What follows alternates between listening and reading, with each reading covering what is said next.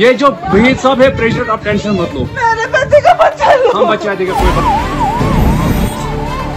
জম্মু কাশ্মীরের পহেলগাঁয়ে বৈশরণ উপত্যকায় জঙ্গি হামলার ঘটনা ঘটেছে। Okay don't worry you okay you need a what. এই ঘটনায় এখন পর্যন্ত 20 জন পর্যটকের মৃত্যু হয়েছে।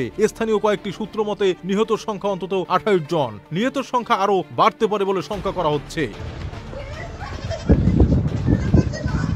দক্ষিণ কাশ্মীরের অন্তনাগ জেলার পহেলগাঁয়ের পাহাড়ের একটি রিসোর্টের অদূরে পর্যটকরা এই জঙ্গি হামলার শিকার হয়েছে বলে জম্মু ও কাশ্মীর পুলিশ সূত্রে উদ্ধৃত করে প্রকাশিত কয়েকটি খবরের দাবি। সবুজে ঘেরা বৈশরণ উপত্যকার প্রাকৃতিক সৌন্দর্য উপভোগ করতে গিয়েই তারা এই সন্ত্রাসবাদীদের কবলে পড়ে। সশস্ত্র সন্ত্রাসীরা পর্যটকদের জনজনের নাম জিজ্ঞেস করে গুলি করেছে বলে কয়েকটি সূত্র থেকে জানা যাচ্ছে।